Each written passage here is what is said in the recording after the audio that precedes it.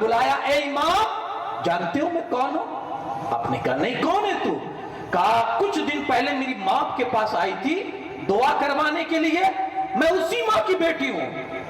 تو آپ نے فرمایا تیری ماں تو کچھ الگ بتا رہی تھی تیرے بارے میں، کہ تجھے عذاب ہو رہا ہے، تارکول کا تو نے لباس پہنا ہے اور سخت عذاب میں مبتلا ہے، اور تو یہاں جنت کے مزے لوٹ رہی ہے۔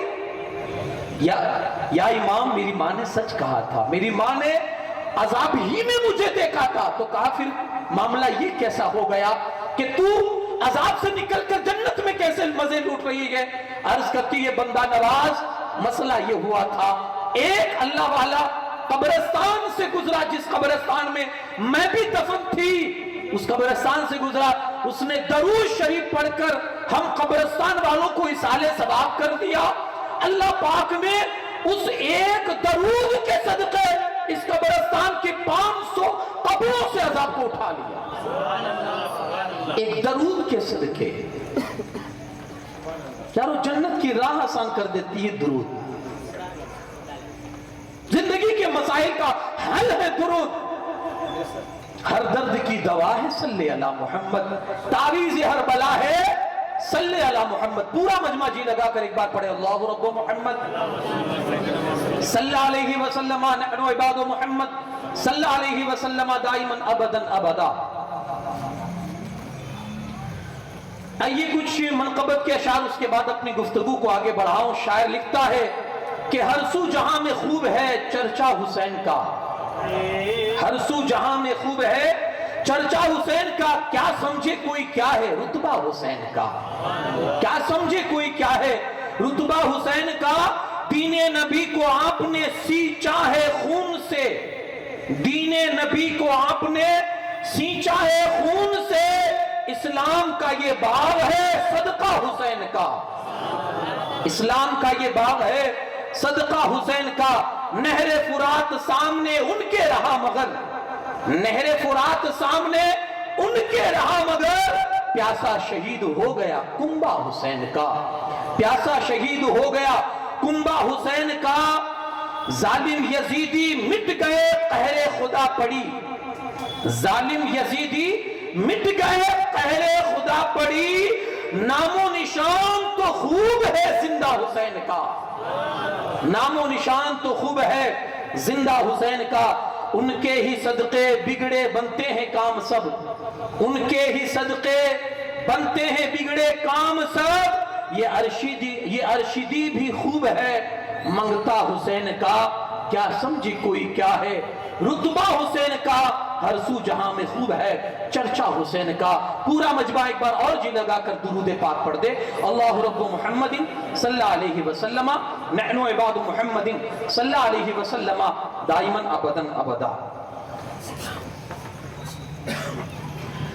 کل کی گفتگو میں آپ نے سماعت کیا، میں نے جس عنوان پر گفتگو کی تھی، میں نے خلفائے راشدین میں سے حضرت سیدنا ابو بکر صدیق رضی اللہ تعالیٰ اور حضرت عمر فاروق اعظم رضی اللہ تعالیٰ، یہ دو شخصیتوں کے حوالے سے ان کے دور کے جو انصاف تھے، جو اچھا برتاؤ اور سلوک تھا غیر مسلموں کے ساتھ، وہ میں نے آپ کے سامنے پروف کیا۔ اب آئیے کچھ اور باتیں اس میں رہ چکی تھی تو آج وہ باتیں بھی کمپلیٹ ہو جائے، چونکہ ابھی اس دور کے خلفائے راشدین میں حضرت عثمان غنی ذو النورین بھی باقی ہے، اور مولا کائنات علی شیر خدا کرم اللہ تعالی وجہ الکریم بھی باقی، اور بھی اسلامی حکمراں جو ہوئے جنہوں نے ایک اتہاس رچا ہے، انصاف اور عدل کا ایک اتہاس رچا ہے۔ کیوں؟ کیونکہ وہ اللہ رسول کو مانتے تھے۔ میرا رب حکم دیتا ہے ان اللہ یأمر بالعدل والاحسان، ہمارا مذہب اللہ پاک ہمیں عدل اور انصاف کرنے کا حکم دیتا ہے۔ یہ آیت کریمہ جب نازل ہوئی نا،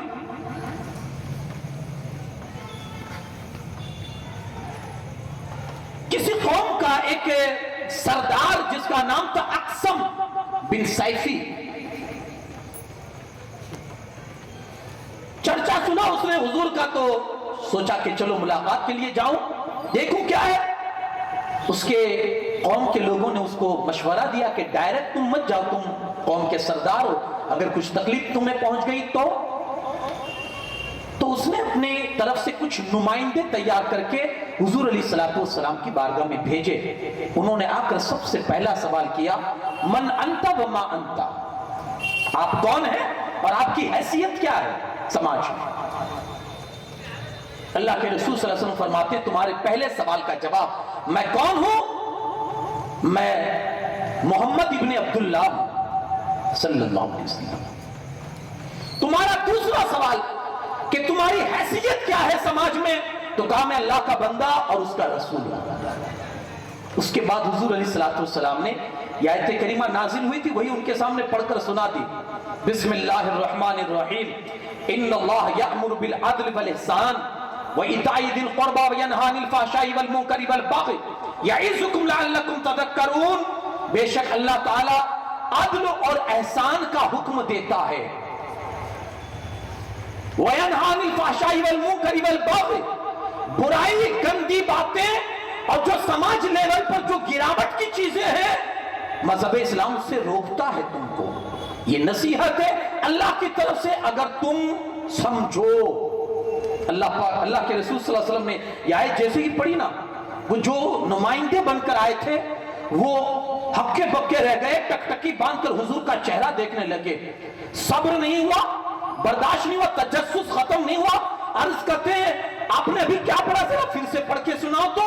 اللہ کے رسول صلی اللہ علیہ وسلم نے یہی آیت دوبارہ پڑھ کے سنائی۔ یہ کون سی آیت ہے؟ ہر خطبہ پڑھنے والا آپ کا امام ہر جمعہ کے خطبے میں یہ آیت ریپیٹ کرتا ہے، ان اللہ یأمر بالعدل، اللہ عدل و انصاف کا حکم دیتا ہے۔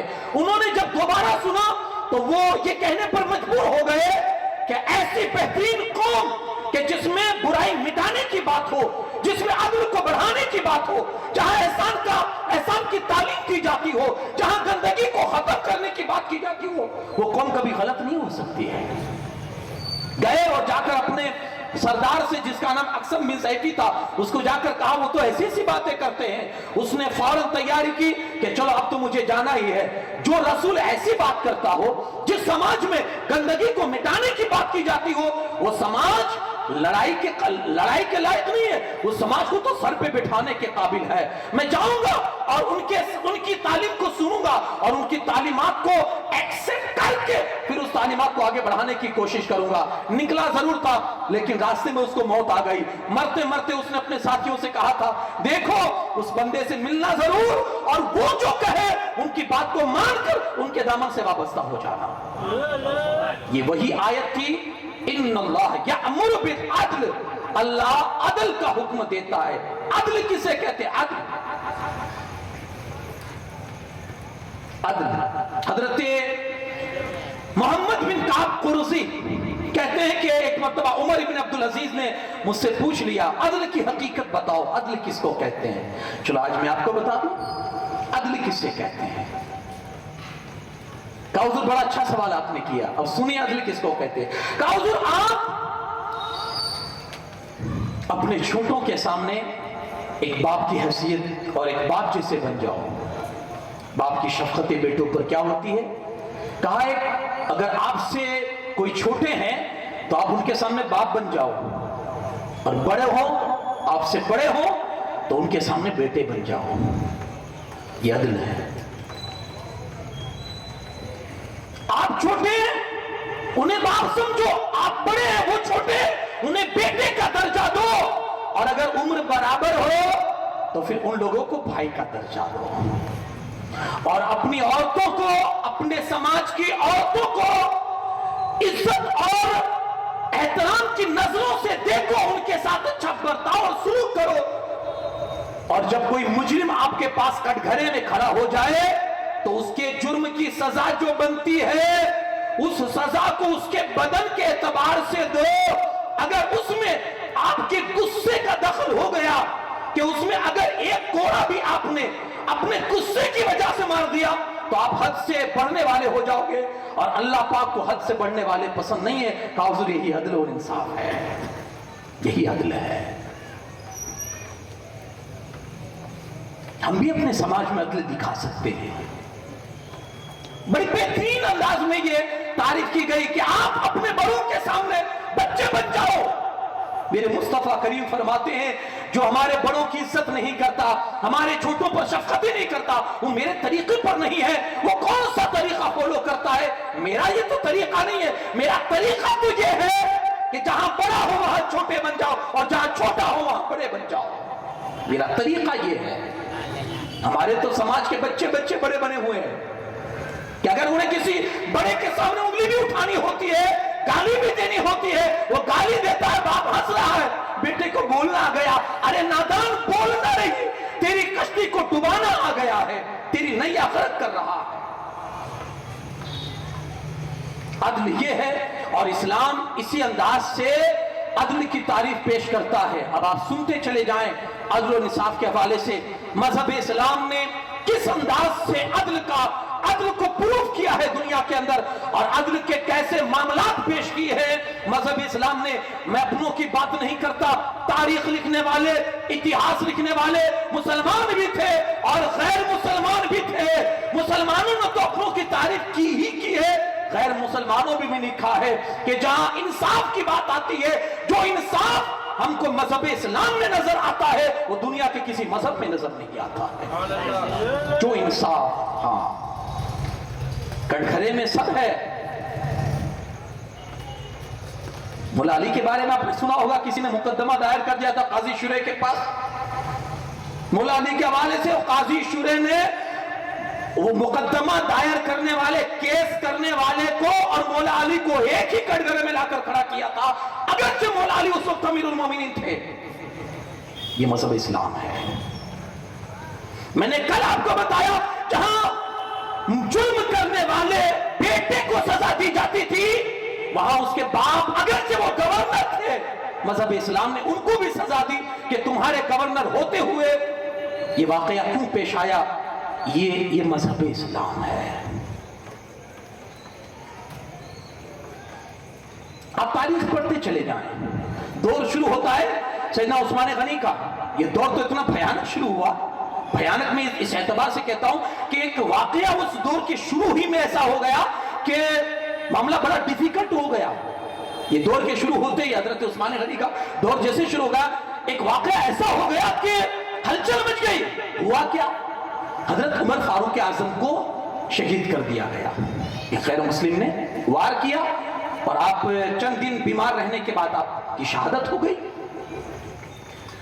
हजरत उमर के बेटे हजरत उबैदुल्ला इब्ने उमर, बाप का खून हुआ, बड़े गुस्से में आ गए कि मेरे बाप को मैं छोड़ूंगा नहीं। तो जो शंका में थे, शक में थे, जो लोग जिन पर डाउट था, उनमें से 3 आदमियों को उमर के बेटे उबैदुल्ला ने कत्ल कर दिया, जिसमें एक मुस्लिम था, 2 गैर मुस्लिम थे। हजरत उमर के बेटे ने कत्ल कर दिया, जिसमें 2 गैर मुस्लिम थे, एक मुसलमान था, कत्ल कर दिया। फौरन मुसलमान इस्लामिक हुकूमत की फौज ने फौरन हजरत उमर के बेटे को गिरफ्तार कर लिया।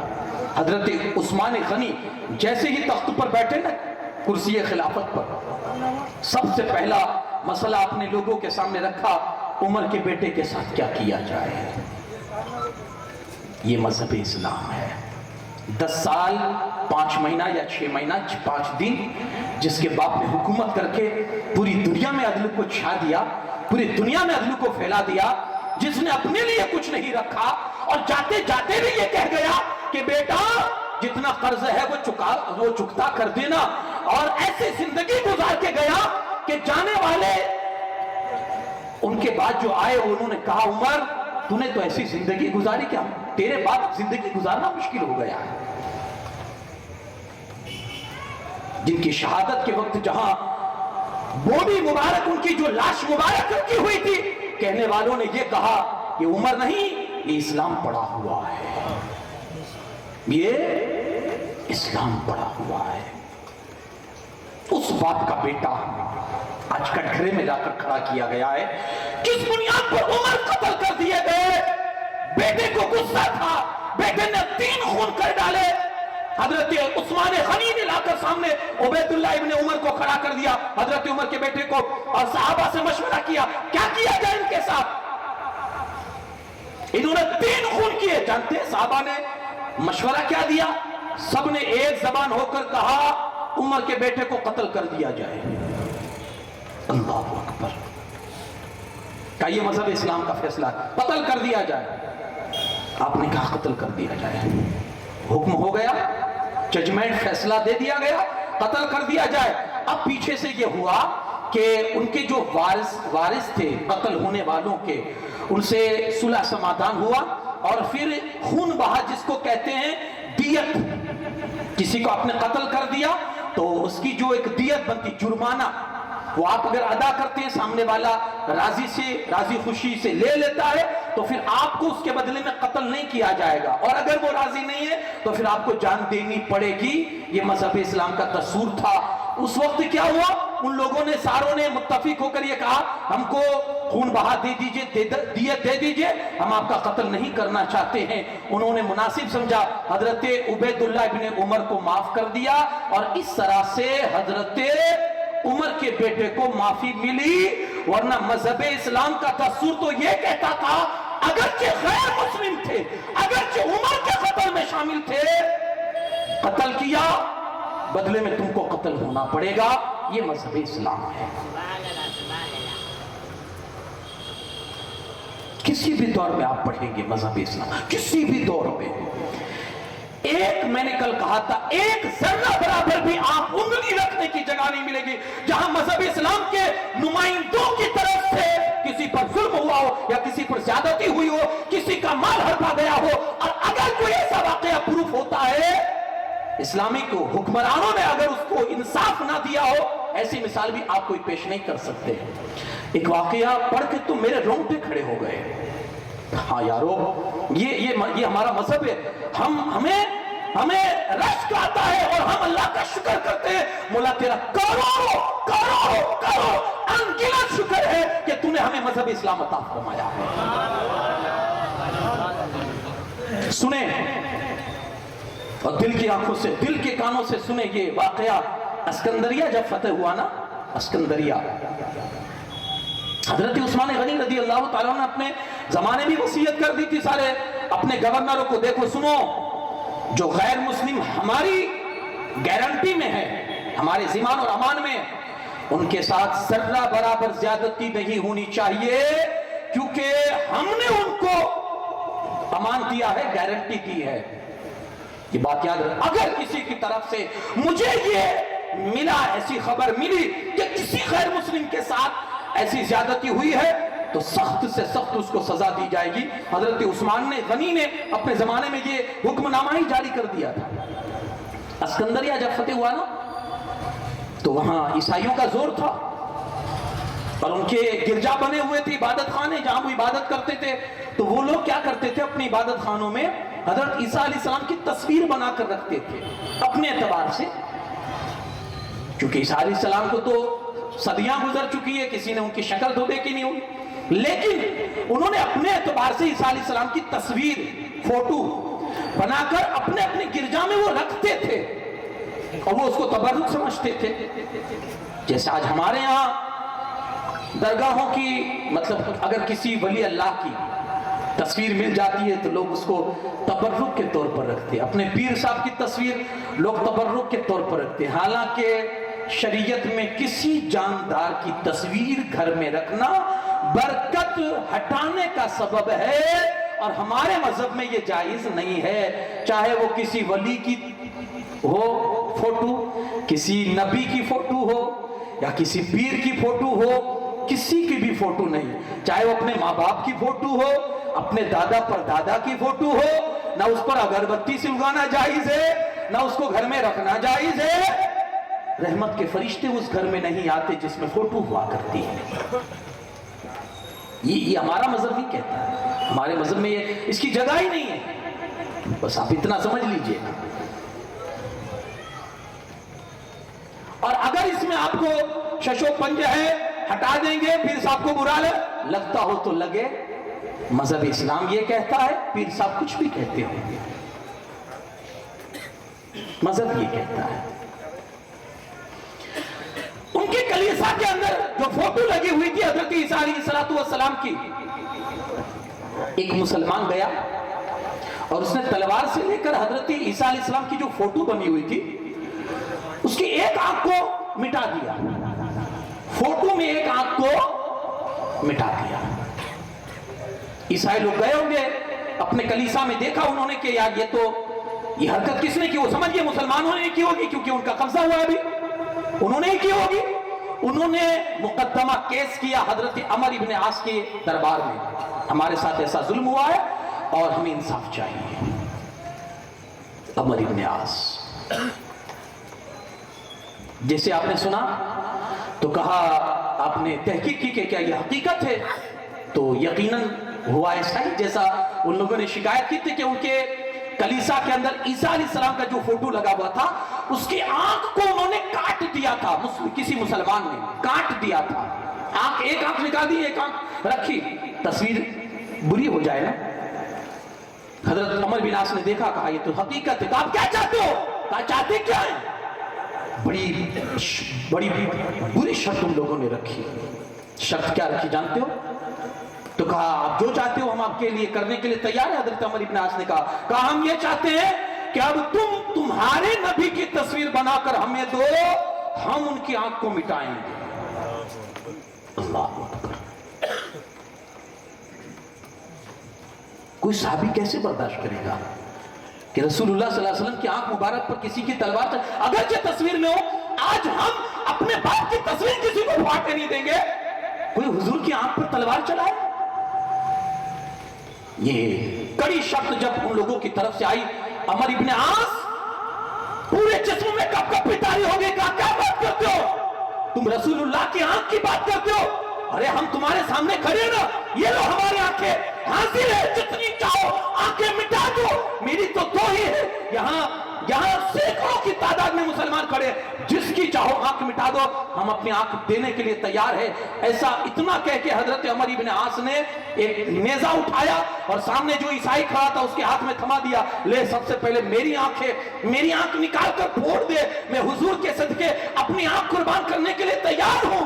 عیسائی نے جیسے ہی یہ دلیں ہی دیکھی، ہاتھ سے نیزہ گر گیا۔ کہا تمہاری اتنی جانثاری اور تمہارے اندر جب اتنی فراخ دلی ہے تو اب ایسی قوم کے ساتھ ایسی بہرمی کرنا ہمارے اندر یہ چیز طاقت نہیں ہے، ہم نہیں چاہتے کہ تمہارے ساتھ ایسی بہرمی کی جائے، چلو آج ہم نے تمہیں اپنے نبی کی اس محبت کے واسطے ہم نے تم کو معاف کر دیا۔ یہ کون ہے؟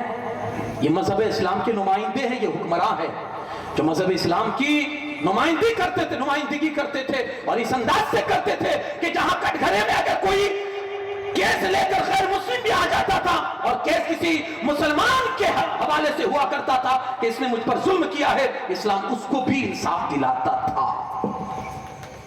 ایسے ایک دو نہیں سینکڑوں واقعات پڑے ہیں۔ یہ حضرت عثمان غنی کا۔ اب ان کے بعد دور آتا ہے حضرت مولا کائنات علی شیر خدا کرم اللہ تعالی وجہ الکریم کا۔ میں نے اس سے پہلے بھی کئی تقریروں میں آپ کے سامنے عرض کیا ہے، مولا علی کرم اللہ تعالی وجہ الکریم کا جو دور تھا نا، بڑے خلفشار اور انتشار کا دور تھا، بڑے فتنے ہو گئے تھے یارو۔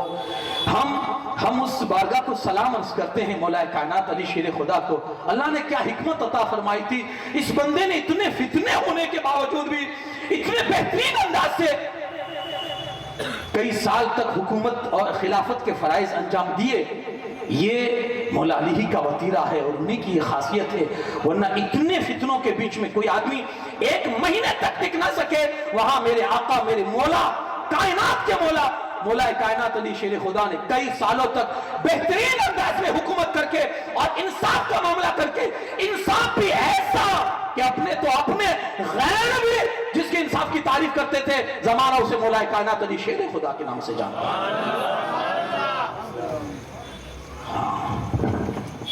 ایسے واقعات، ایک مسلمان کو لا کر ان کے دربار میں حاضر کیا گیا، کہا یہ کون ہے؟ کہا حضور یہی ہے جس نے غیر مسلم کو مارا ہے، غیر مسلم کا قتل کیا ہے۔ لائے کون؟ مسلمان ہی کو پکڑ کر لا کر کٹ گھرے میں کھڑا کیا گیا ہے۔ ہاں، انصاف زندہ ہونا تو زندگیاں جیتی ہے وہاں، جہاں انصاف حیات ہونا، انصاف اور عدل زندہ ہونا، وہاں انسان کا ضمیر زندہ ہوتا ہے۔ फिर वो उसकी नजरों में फिर इंसाफी होता है, फिर उसकी नजरों में इंसानियत हुआ करती है, मजहब नहीं हुआ करते हैं। हाँ, फिर वो किसी गैर मुस्लिम को भी तड़पता हुआ नहीं देख सकता है कि उसके जमीर के अंदर अदल इंसाफ जिंदा है।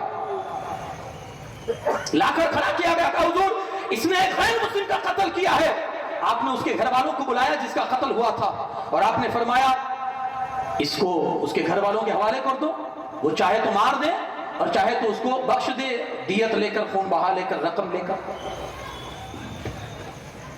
बाद में हजरत मौला कायनात अली शेर खुदा की बारगाह में फिर वही बंदा आया जिसने कत्ल किया था।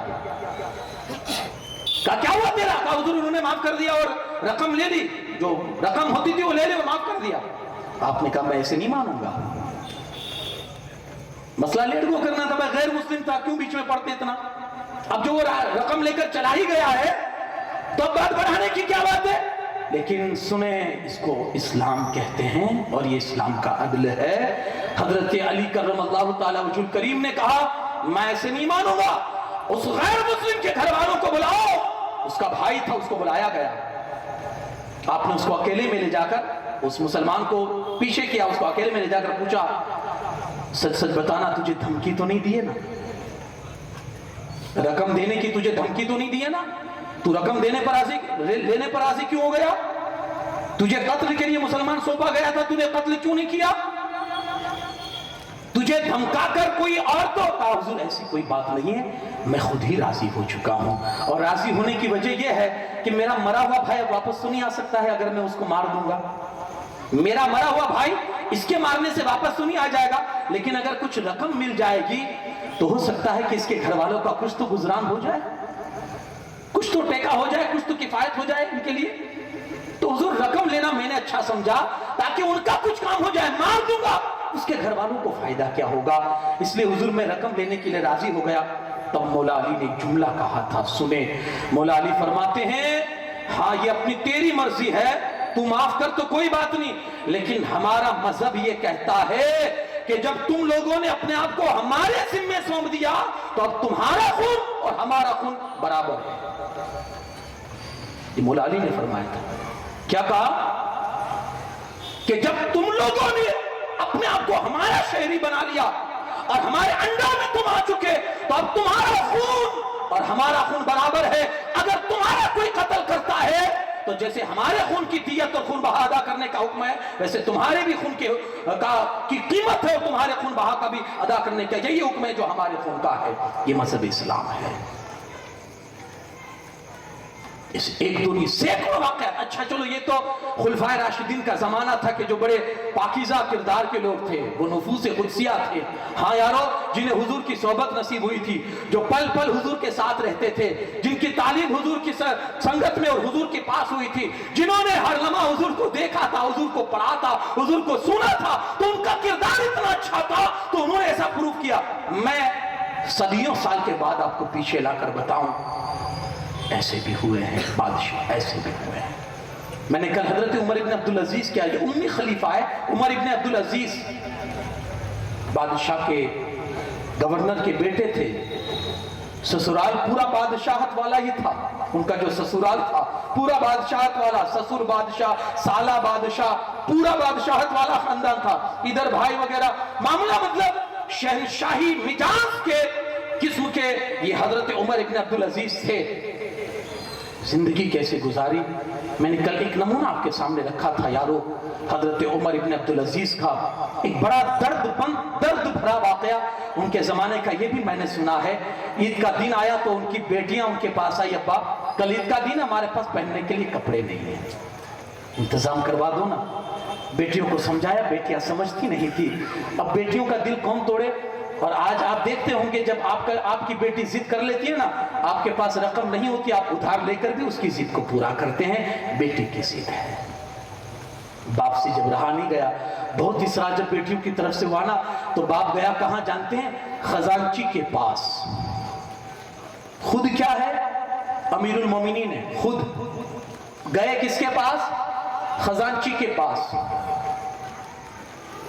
जाकर कहा सलाम वाला हुजूर किस लिए तशरीफ लाना हुआ? कहा कुछ रकम एडवांस मिल जाएगी, अगाऊ पगार, एडवांस तनख्वाह। مل جائے گی؟ کہا حضور کیوں؟ کہا وہ عید ہے اور بچوں نے ضد کر لی ہے نئے کپڑوں کے لیے، تو کچھ مل جاتی تو بچوں کی ضد پوری ہو جاتی۔ تو وہ بھی اللہ والا تھا جو سامنے بیٹھا ہوا تھا خزانچی، کہتا ہے حضور دے تو دوں، مجھے آپ ایک گارنٹی دے سکتے ہیں؟ کہا کیا ہے؟ کہا حضور 1 مہینے تک آپ زندہ رہیں گے، میں بھی آپ کو دینے کے لیے تیار ہوں، آپ مجھے گارنٹی دیں 1 مہینے جینے کی، کہ آپ ایڈوانس لے رہے ہیں، اگاؤ سے لے رہے ہیں 1 مہینے کا پگار تنخواہ، آپ مجھے صرف اتنی گارنٹی دے دیں کہ آپ 1 مہینہ زندہ رہیں گے، میں بھی آپ کو دینے کے لیے تیار ہوں۔ یارو یہ اسلام ہے، اسلام بادشاہ ہوتا اس کو آج کے زمانے کا تو تماچا کھینچ کے مارتا، تو میرے انڈر میں مجھے یہ سکھا رہا ہے۔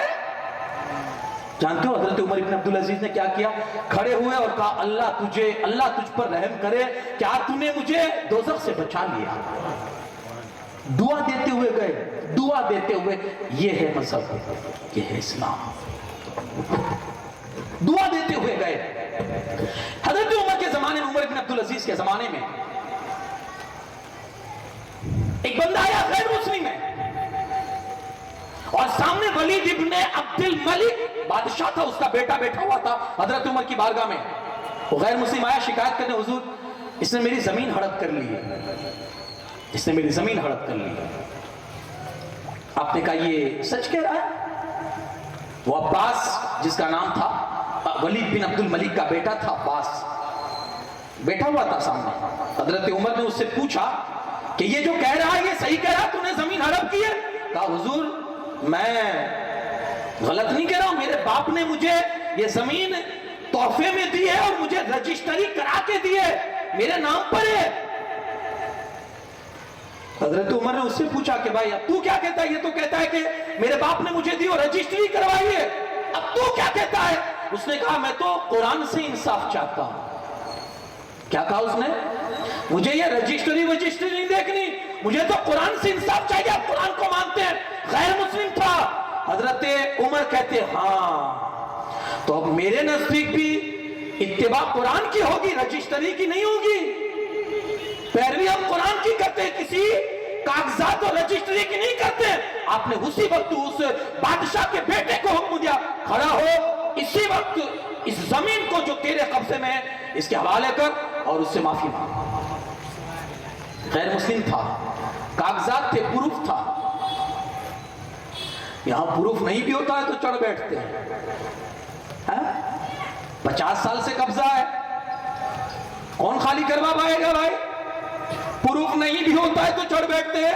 وہاں پروف ہوتے ہوئے عمر ابن عبدالعزیز نے کہا تھا ہم قرآن کی پیروی کریں گے، قرآن یہ کہتا ہے جو جس کا مالک ہے وہی اس کا مالک رہے گا، تمہاری رجسٹری وہاں کام نہیں دے گی۔ کہا فوراً اس کو واپس کیا جائے، یہ مذہب اسلام ہے اور یہ اسلام کا نظام ہے، یہ اسلام کا عدل و انصاف ہے۔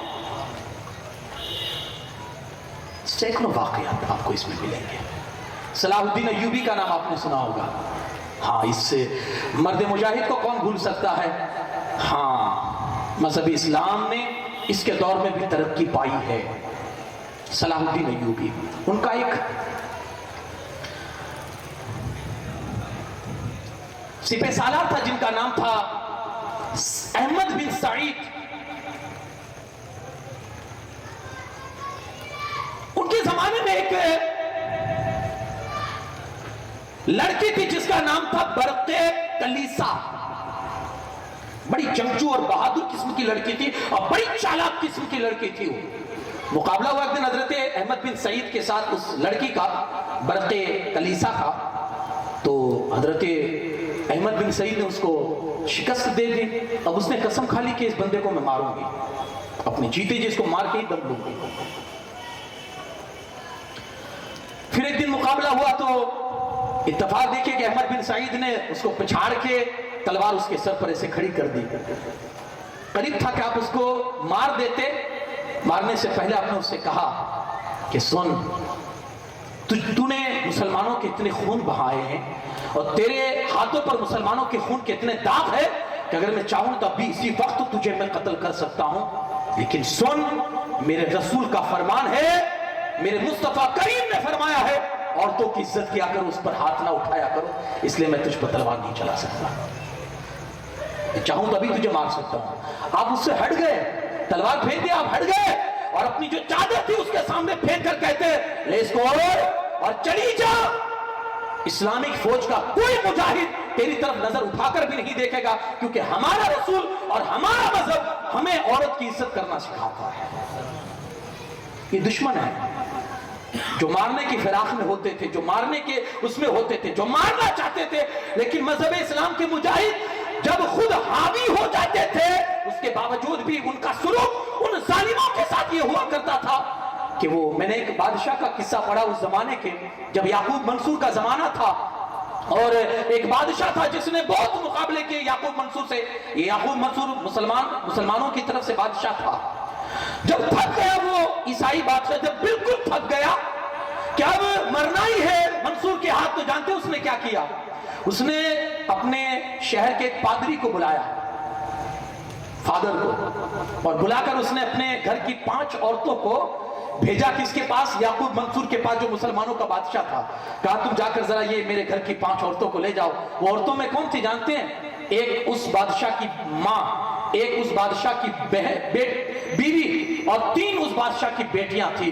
5 औरतों को लेकर ये पादरी गया कहा? याकूब मंसूर के पास। और जाकर जैसे याकूब मंसूर ने उन 5 औरतों को देखा और उस पादरी को देखा, कहा क्या मसला है, क्या बात है, किस लिए आए हो, बताओ। तो उस औरत ने बोलना शुरू किया जो उसकी बीवी थी। कहा मेरा शौहर जो है, मैं उसकी बीवी हूं, मेरा शौहर ये बड़ा आपके खिलाफ बहुत उसने साजिशें की है, बहुत से मुसलमानों का खून मारा है, लेकिन आप माफ कर दे, मैं उसकी माफी का परवाना आपके पास लेने के लिए आई हूं, आप माफ कर दे तो बड़ा अच्छा होगा। जैसे मंसूर ने सुना ना, मंसूर कहता है ये सारी बातें बाद में होगी, पहले वो कहता है अपने सिपाहियों को जिसके पास जितनी चदरें हैं वो इन औरतों को दे दो ताकि ये अपना सर ढांक ले, क्योंकि इस हालत में हम मुसलमान किसी औरत से बात नहीं किया करते। अल्लाह, उन 5 के सरों को ढका गया। फिर कहा आप बोलिए क्या बात है? मंसूर गुस्से में आ गया, तेरा शौहर वो है कि हजारों के खून का धब्बा है उसके जिस्म पर और उसके हाथ पर, वो ऐसे माफ कर दिया जाएगा? उसकी बीवी को यकीन हो गया कि अब मेरा शौहर माफ नहीं किया जाएगा। तो जानते हो उसकी बीवी ने क्या शर्त रखी?